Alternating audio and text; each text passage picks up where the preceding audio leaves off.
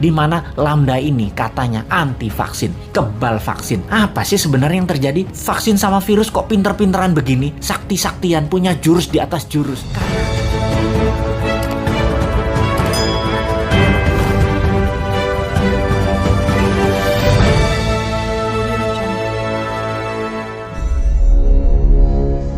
Teringat awal tahun 2020, pejabat Indonesia bercandain COVID. Ada yang mengatakan corona tidak mungkin masuk ke Indonesia, mereka akan mati karena panasnya cuaca. Ada pejabat yang mengatakan mereka nggak mungkin masuk ke Indonesia karena orang Indonesia kebal, karena makan nasi kucing. Ada pejabat yang mengatakan lagi, masuknya susah, izinnya rumit, jadi mereka tidak mungkin bisa masuk. Sampai terakhir di gedung DPR tertulis, di spanduk, COVID dilarang masuk. Lu kata COVID bisa baca apa? Intinya melecehkan dan menganggap sepele di awal, mengakibatkan apa yang terjadi saat ini. Ambiar kesehatan dan ekonomi negara level bawah dan level tengah, kecuali yang dapat anggaran dan oligarki masih menganggap benar kelolaan negaranya. Yo monggo kowe sing jabat sakarep mula. Sekarang varian kedua Delta merajalela, menjadi gelombang kedua mengganas.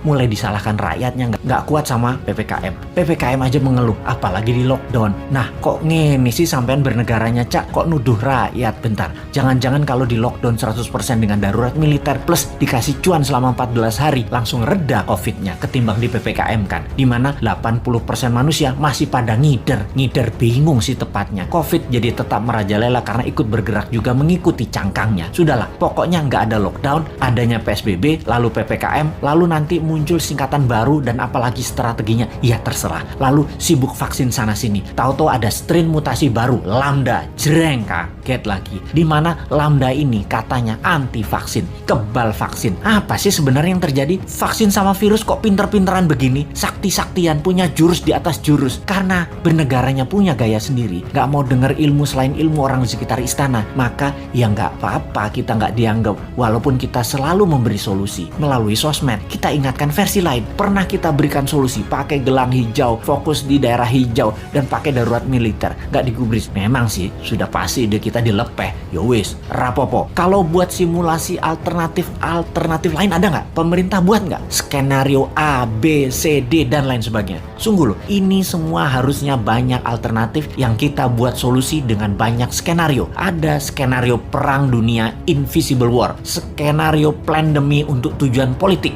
atau ini pandemi biasa. Oh lupa, selama hampir 2 tahun ini masih kekeh COVID itu pandemi biasa, bukan ada skenario konspirasi dan bisa selesai pakai vaksin. Dan pendapat ini dipegang kokoh, ngotot banget, COVID pandemi biasa dan selesai dengan vaksin. Itu keputusan maha benar. Kalau kita new mind punya banyak alternatif berpikir dan skenario bertindak, beda dengan old mind. Kalau ini adalah perang dunia, kita harus segera memutuskan ambil posisi dengan siapa kita berteman, dengan Nazi atau dengan sekutu. Kalau ala perang dunia kedua, kalau ini pandemi, biological war sama globalis, maka kita juga harus lobby internasional dengan big pharmacy. Kalau ini pandemi dengan tujuan politik, kita pepet lawannya musuh kita. Ini dari sisi hulu, dari biang masalahnya. Kalau dari sudut pandemi globalis yang terus menginginkan kendali kesehatan, maka apa yang terjadi kalau vaksin sudah 100% populasi di Indonesia, ternyata pandemi COVID tidak hilang juga? Beli vaksin lagi? Lama hal ini sudah kita pertanyakan, namun pejabat bilang tidak mungkin, pasti hilang dengan vaksin. Iya paham,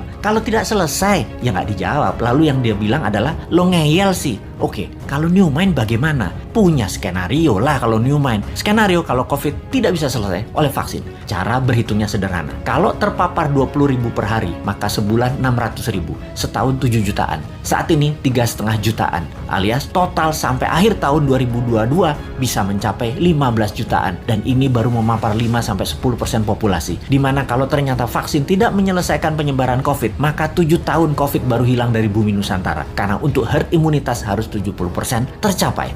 New Mind agar tidak bertele-tele solusi kesehatannya, ditambah memfokuskan solusi COVID adalah pakai imunoterapi, imunomodulator, stem cell, dendritic cell, multivitamin booster, dan sejenisnya selain vaksin yang ada. Pakai printing money modalnya supaya stok siap di akhir tahun 2021 ini. Kita tambah skenario, apa yang terjadi kalau setiap 3 bulan varian baru dimunculkan. Lambda yang terbaru misalnya, ini sudah diluncurkan dan sudah terdeteksi di 26 negara, sudah terpapar. Malaysia tuh masih 0 kasus, tapi sudah panik sejak bulan lalu dan mulai membuat persiapan persiapan macam-macam dilakukan. Karena yang Lambda ini kebal terhadap vaksin. Imunitas tubuh manusia yang bisa menyelamatkan diri sendiri dikasih booster. Kalau pejabat sekarang tahu nggak ya tentang Lambda, Theta, Upsilon yang bakal muncul? Atau tahu apa enggak juga kita nggak tahu. Punya rencana apa menanganinya juga kita nggak tahu. Atau nggak percaya bakal ada Lambda, bakal ada Upsilon, bakal ada Theta seperti awal tahun 2020 kemarin. Ya monggo.